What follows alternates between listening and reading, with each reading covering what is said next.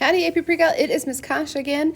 I have another quick little video about semi-log plots. So this is kind of the second one for this year. I'm getting better at explaining these on second year in, but they are not something that comes naturally to me. So we're still working on it.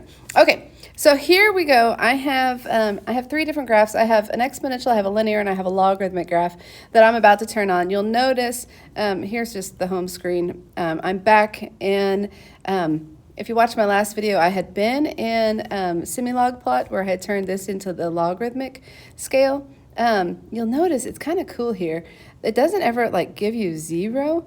It shows you here's 1, here's 10. So this is what we would normally have as 0 is actually 10 to the 0, which is 1. And then it has these values. Each line is 1, 2, 3. As you go from 1 to 10, we're gonna go up. So then here's 1. This next one right here, you can't tell where I'm touching, is 2, 3, 4, 5, 6, 7, 8, 9, 10. But they get closer and closer and closer together because when you start taking, you take the log of, if you compare, let's see, where did it go? Log of 2 compared to, I'm too lazy to type it in, I'm sorry, log of 3, comparing that to the difference between, or if we say log of 3 minus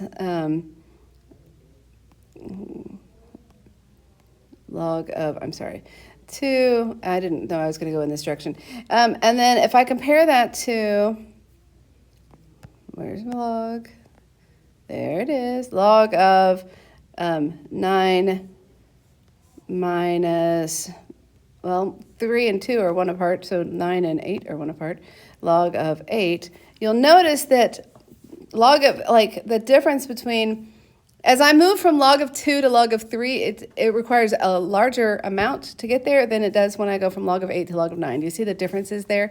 How that explains a little bit of why these lines get closer as you get to the next bold line. Okay, I didn't really mean to go in that direction, but hopefully that helps you understand what's happening. Okay, hang on. Let's change this back to my linear world. Let's go back to the home.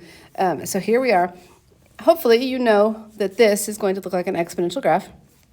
Hopefully you know that this one, the second one, will look like a linear function. So this has got a slope of 10. It's this nice little line.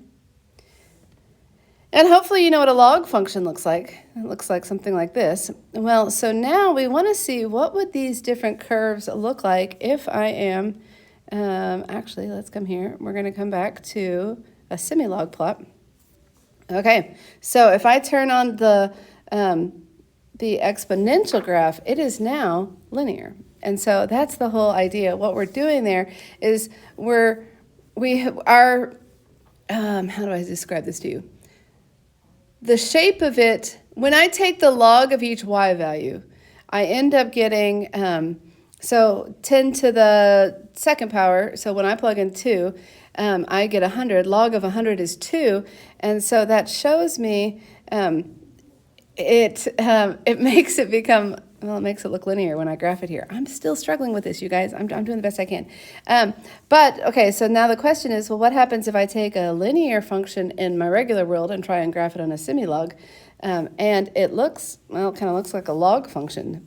So that's cool. What happens when I take a log graph and graph it in the semi-log world? Well, it looks like the log of a log, I guess. So something like that. Point being, I saw a question on AP Classroom that said, how would I get parallel lines in a semi-log plot? And so the only way to get a line is if you start with an exponential function. And then what would make it parallel? Well, we need what makes lines parallel in general. They would have the same slope, but a different y-intercept, or it would pass through a different point. So what we can do is we can give it, that's not the button I wanted.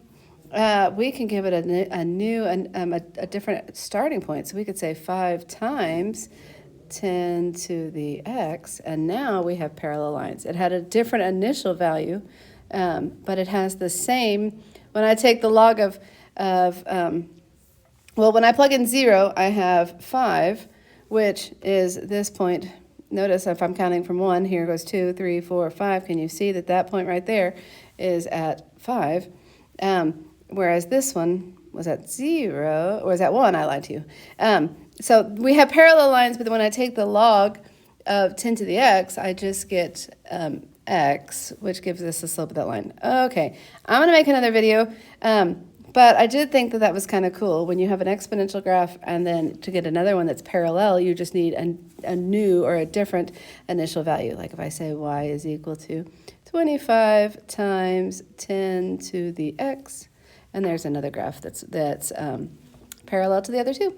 Okay, like, subscribe, comment, and bear with me through this semi-log plot. I'm getting better at it, but it's not quite natural to me yet. So hang tight. We'll work through it together.